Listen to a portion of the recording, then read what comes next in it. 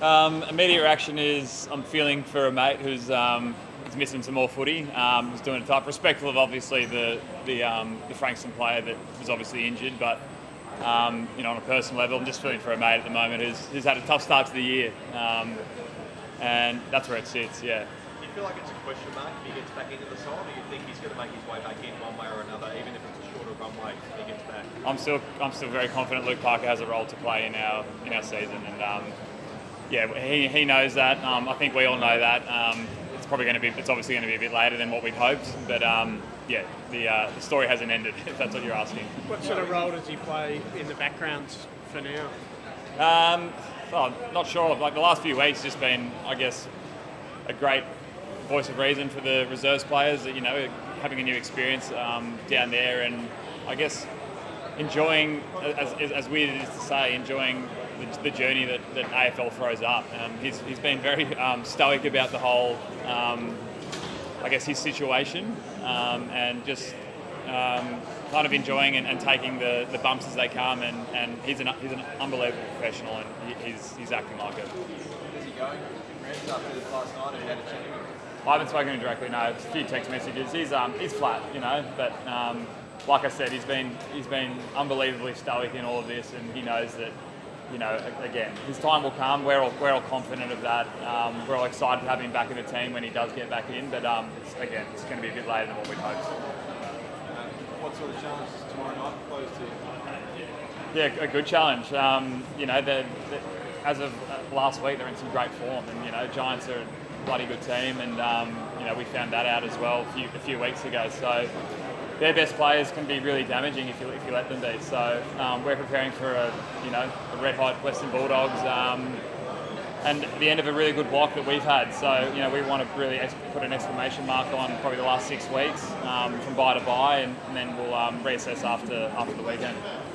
Big forward line last week without Tom McCartney. Now you've got to do the same again. How did that defensive unit look last week? Sorry, mate, can you repeat that? How did the defensive unit look last week without Tom McCartney? Do you feel like that went well against? Yeah, I think so. I mean, the strength, I guess, of our group has been, we've been able to bring players in and play a role. And, Aaron Francis came in, did an exceptional job. Lewis Melican's starting to really, get the reward of consistency in his body and show his professionalism and what he's capable of after playing, probably, I don't know if he's played 10 straight games in his career at all in the senior team. And so I think we're seeing the benefits of all that now. And, they do have a big forward line, but we feel like we can match them, and we're looking forward to the challenge. So there's still improvement to come in this group. You've obviously been so good through the first half of the season. Have you got other levels to go to?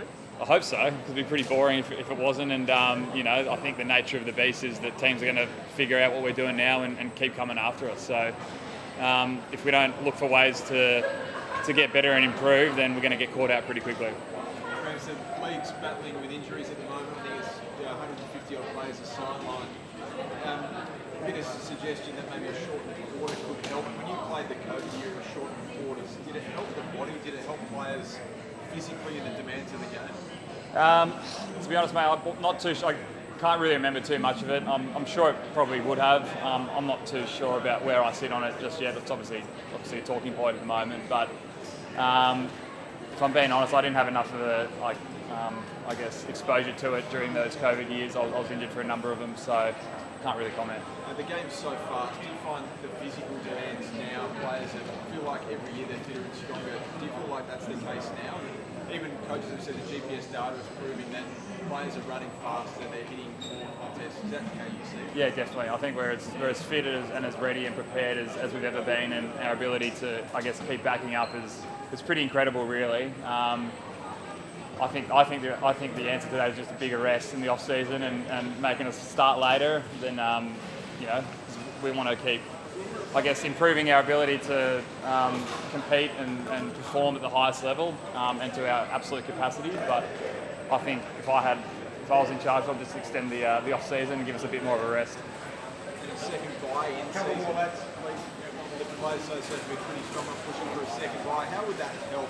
I mean, obviously 1 week off is great to recover. How would a second week off help? Yeah, I think 1 week, 2 is obviously better than 1, and it's just a chance to I guess, address any underlying things you've got going on. Like not only the physical rigours, but the mental rigours as well, preparation and just a refresh. Probably more so psychologically than anything, and I think it's really important. And if we want to continue to see the game grow and compete at a high level, which is what we and the fans want, then I think that's what's going to have to happen. Leon Cameron said last week he's really optimistic that Will Hayward will stay put at the Swans. Do you also share that optimism? Yes, I'm quietly confident. It's been a credit to him how he's handled the last couple of weeks, because I can only imagine how tough it is to coming out of contract, and you've got offers coming left, right, and centre. But we are quietly optimistic, although it is made it clear to me on the plane it's not done yet. But we're quietly hopeful.